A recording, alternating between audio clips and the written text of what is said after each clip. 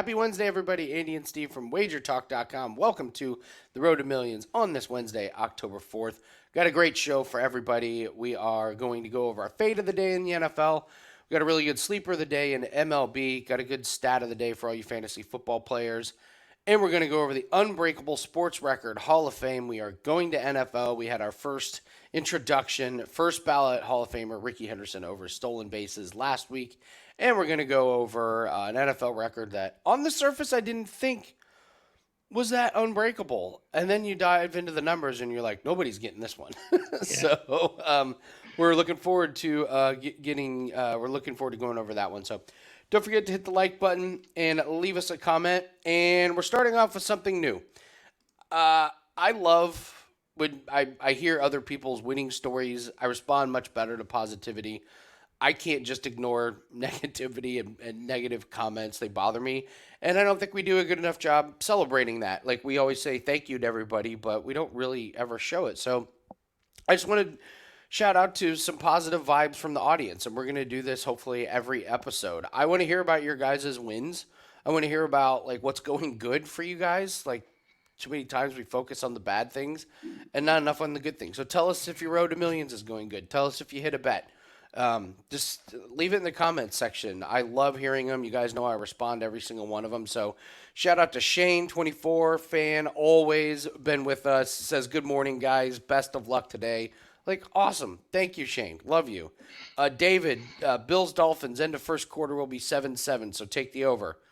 It was 14-7. Cash the over. So, M-Dub says, good luck, fellas. Awesome morning show. That was from Sunday. Thank you, M-Dub. Appreciate it. And then, of course, Max Newman had to respond to your rabbit story, Steve. His mom has said the whole rabbit at the first day of the month. He had no idea it was an Italian in origin. And he says, this morning in London hit. So you're not the only one with the rabbit. Yeah, story. I love Max. He's the best. So he's a good guy. Yeah, tell us what's going good. And we want to highlight it. We want to focus on those things because this road to millions is a lot of work. It can be stressful, but in the end, it's going to be an amazing process here in a few years when you see that bankroll. So let's go from being positive to being negative. Let's fade this unit that's struggling. Steve, I'm fading this Bengals offense. We talked off air. Did the Bengals screw up their whole season by mishandling a single calf injury on Joe Burrow? It really looks that way. It really looks like they did. And, yeah, the offense is going to struggle even, obviously, without him. My gosh, it's going to be an uphill battle for sure. So he's banged up. He got creamed last week against the Titans. That offensive line is looking worse. So I'm going to look to fade the Bengals with the team total under 23.5, and this is plus money. 3 points against the Browns. They did have 24 against the Ravens. Only 19 points against the Rams. And then 3 points versus the Titans. Now T. Higgins is hurt. Says he's going to play through broken ribs. Yikes. So they're playing the Cardinals. The Cardinals held the Commanders and the Cowboys under this number. They gave up 35 points to the 49ers. 49ers have scored 30 or more in every game. I can't really hold that against them. And then they gave up 31 to the Giants. But they allowed no points to the Giants in the first half. It was just this mad scramble, in hurry-up mode. And Steve, you brought it up. I mean, all of us who thought the Cardinals were just going to be the laughing stock of the league. Not so much, huh? Yeah, they aren't what they thought we thought they were. That's for sure. I mean, they. Yeah, I've been surprised by the Cardinals. They're a lot better than we thought they were going to be like a bottom 5 team, but they might be just a little bit better than that. Josh Dobbs seems to be an actual real NFL quarterback. There's several teams I think that would take him over their current situation. Okay, Cardinals call you and say straight up Mac Jones for Josh Dobbs. Do you want the Patriots to say yes or no? Oh, man. That's tough. I want Dobbs. I'd stick with the kid. I hate that. Man. Oh, my God. Oh, I just can't reason with a Pats fan. No, I'm just kidding. I'm kidding. It's a 50-50 question. Let's admit it. So fade of the day. I'm just looking at fading this Bengals offense. They're in a lot of trouble, and It's amazing to think they might have thrown away a season because they mishandled a calf injury in preseason. It really is You amazing to gotta love think. that.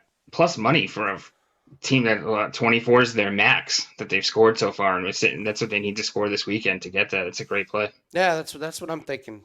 So, fate of the day, yeah, Bengals offense. So, we got some plays up for everybody. UFC best bet that is up, $15. Thursday night football bet is already up. There's a prop that just jumped off the page, so we got that one in early.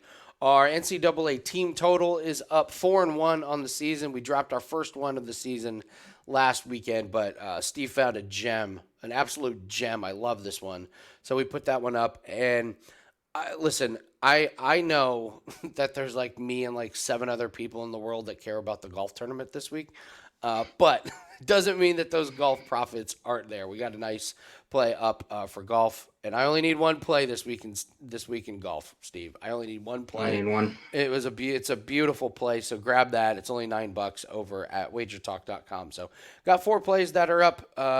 Expect to have a really, really good weekend. So. All right, let's take a look at your sleeper of the day. This is the definition of a sleeper. I got to be honest, Steve, I do not know this guy.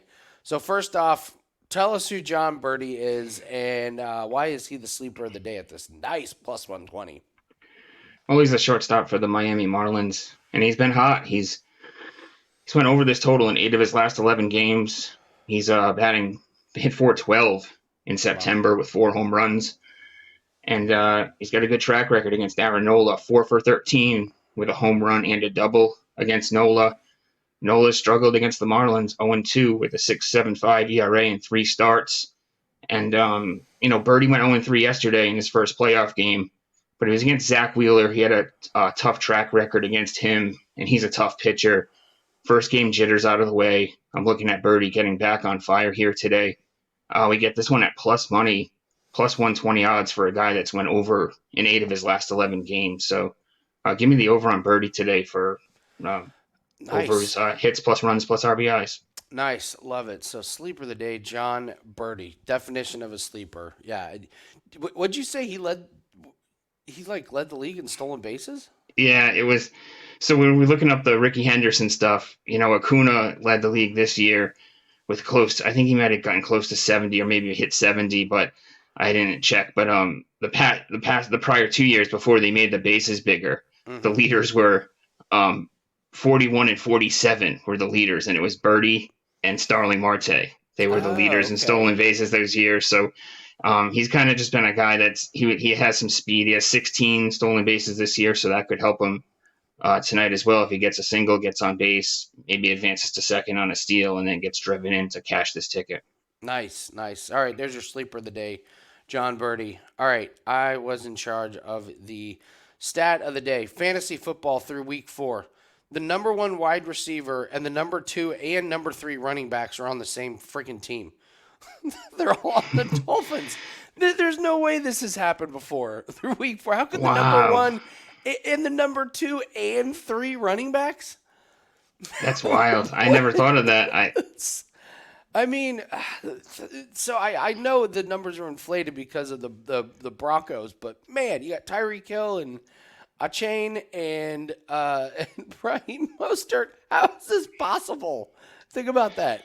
Like, I could see the number 1 wide receiver and maybe a top 5 running back, but to have 2 yeah, the top 2 running backs together and the best wide receiver, that's wild. On the same team. So yeah, if you went Dolphins heavy, you're loving life. So, and I have not seen I haven't seen anything like that. And you know how much research I do on props and everything. And I fantasy football is a great place to get yourself ready for prop bets. But I don't believe I've seen something like this through week 4, where you got this many fantasy points on one team from the skill positions. So that's wild. Yeah, that's your stat of the day. So. All right, guys, go ahead and hit the like button. Leave us a comment. Tell us what's going good for you. And if you want, leave a comment for what you want the next Unbreakable sports record to be nominated. We got a couple really good ones. I will tell you, one of them that we struggled with, somebody would talked about the Bulls going 73-9. The problem with that one is we're not sure that the schedule is going to be 82 games. Like, there's just so much talk about lowering the amount of games, and that we have the in-season tournament, and I think that record's going to be really, really tough to even discuss because I think there's big changes coming to the NBA. But we got some really good suggestions in. I really want to get to all of them. So if you got a sports record that you think is unbreakable, put it in the comments section, and we'll look it up. So, all right, Steve, let's go to the NFL. The Unbreakable Sports Records Hall of Fame nominee this week is Emmitt Smith, 18,355 career rushing yards. This number doesn't sound that high, at least it didn't initially to me, until you start looking up that the current active players closest is Derrick Henry, and he's a mere 10,000 yards away. And aren't we like kind of like looking at the decline of Derrick Henry? Yeah, He's pretty like, much, right? So current active players, Derrick Henry at 8,620. He's in year 8. I'm going to go out on a limb and say Ezekiel Elliott's probably not going to get there. He's at 8,499. And then Melvin Gordon's the next one. Melvin Gordon, 6,515 in year 9. Emmitt Smith, I mean, talk about durable. He played 15 seasons. 11 of them were 1,000 or more. 11, and this was 16 games. 13 or more games in 14 seasons. Like that may be a record that we never see. How does a running back play 13 or more games in 14 straight seasons? So I've got some other stats here. So oldest running backs in the NFL getting carries in 2023. So we're trying to see like what's the oldest a person could be. You got Latavius Murray at 33, Jerick McKinnon at 31, and Raheem Mostert at 31. So if a running back entered the NFL at age 20, played 17 games a season for 13 straight years, they would need to rush for 1,413 yards every year to break the record. So I went and looked up how many times does this happen? Well, in the last 3 years, only 5 guys have done it once. So you would need one guy to do it for 13 straight years. Can we poke any holes in this record, or is this thing just a wrap? Like nobody's touching this. I really don't think I tried to find holes to poke in it, and I really just can't. You look at Smith, and you mentioned how durable he was, and I looked it up too, and he missed 5 games due to like being banged up or / injury in his career. He missed a couple, I guess, because of a contract dispute, but other than that, so 5 games this guy missed in a 14, 15-year career. I also looked up the guy to get closest to him most recently. Frank Gore got to 16,000 and change, so he was still, 2,500 shy of Smith here. And the reason why I don't think it's breakable now is because obviously running back shelf life, it goes without question. You got to bring that up. But then look at it. Teams they're just throwing more now. Teams throw way more than they used to. They used to be defense in the running game in the NFL, and now offenses they're throwing more, they're doing more gadget plays, more, there's everything you can think of that takes carries away from running backs. And I just don't think there'll be a guy as durable enough as Emmitt Smith to reach this number, especially when you look at some of those numbers that they'd have to attain. And the other thing is, these running backs come out of college and they're just like immediately good. I don't think we're going to see a Frank Gore, Emmitt Smith career. Like you look at Derrick Henry. This guy's been the most brutal running back in the NFL. They already got his replacement on the team. Like he's going to be like his amount of carries are just going to plummet. Like he'll probably get to 10,000 yards, but like who's going to sign up for a big Derrick Henry contract when you can draft the fast guy right out of college who immediately has success in it? So this, yeah, you're right. Like, Frank Gore, my God, it felt like he played till he was 48 years old. Yeah, exactly. And he's still 2,000 yards short. So, Emmitt Smith, 18,355. I went sneaky with it. Potentially, could someone like Patrick Mahomes break it? What if Patrick Mahomes plays till he's 45? And but he's not right. I don't think he gets there though. Yeah, I don't think he puts up like the yearly numbers even at that. No, Even if you did the no. math on it, you know. Yeah, that was. I was trying to think like, would there be another? Because running backs, I don't think there's a running back that gets there. But I was like, what if a quarterback played forever, like like Brady? But even then, like, I mean, Brady was never a rushing quarterback. But once he got over a certain age, I mean, the second that there was pressure, he would just go down. So I can't even if someone like Mahomes does play well into his 40s, I can't imagine he's running, Yeah, that older. And then yeah, I like you look at someone like Bijan Robinson who's on the Falcons, like a completely run heavy, run first team, but I don't think that you're right. That's not the style of the NFL. And yeah, it's not working for Atlanta anyways. yeah, definitely not. Let me ask you this though. I looked up. He also holds the postseason record for most rushing yards, and Yeah. I it's 1,586. I didn't. I should have looked. I didn't. I forgot to look up who was behind him. But Huh. do you think anyone could ever reach that number? Like playing enough playoff games to, I and mean, that's more attainable, obviously. yeah, that's more attainable. I mean, like honestly, someone like Isaiah Pacheco, if he plays his entire career with the Chiefs and they just keep making it to the playoffs over and over and over again, like it would have to be a running back that's stuck with one of the big quarterbacks. Like if they hang on to like somebody like James Cook, as weird as that sounds, but if he plays with Josh Allen for the next 6 7 years, like, and they make it to the playoffs just on longevity, but it would have to be somebody that plays with a quarterback that is just always in the AFC Championship or the NFC, like whoever the running back is. Even the Eagles though, they're gonna fly through running backs. They're not gonna stick with a guy who's Yeah, that's the thing is that they change over so much, and I mean, 1,500 you would need 15 playoff games at 100 apiece, over 100 apiece. have You know what I mean? amazing playoff games. Yeah. It's obviously more, reachable than I would say than this overall mark for the regular season. Though I don't think anyone is touching this one. I think in I my think opinion, this is a first ballot Hall of Famer. Yeah, I think this is fast tracked in. I mean, just looking at how Derrick Henry is 10,000 short.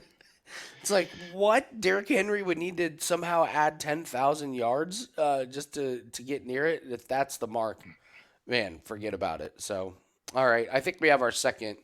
I think we have our second inductee into the Sports Record Hall of Fame. It is Emmitt Smith, 18,355 career rushing yards. So let us know if you agree with it or disagree with it.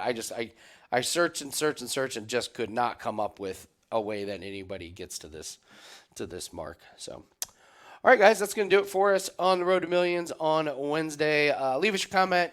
Give us a like. We got an action-packed show tomorrow. It is Team Total Thursday. Sir. Tomorrow. I love that. We'll get you ready for Thursday night football. Don't forget to get our plays at WagerTalk. Thursday night play is up. NCAA play is up. We are number 2 in college football and NFL this season at 22 units. So doing really, really well in football. We're going to grab some units, and there's a Formula One race this weekend. So you expect some cross-sport parlays with that and some Formula One bets as well. So, all right, guys, let's have a great Wednesday, and we will be back tomorrow and on the Road to Millions. Thanks, guys. Have a good Wednesday. Good luck.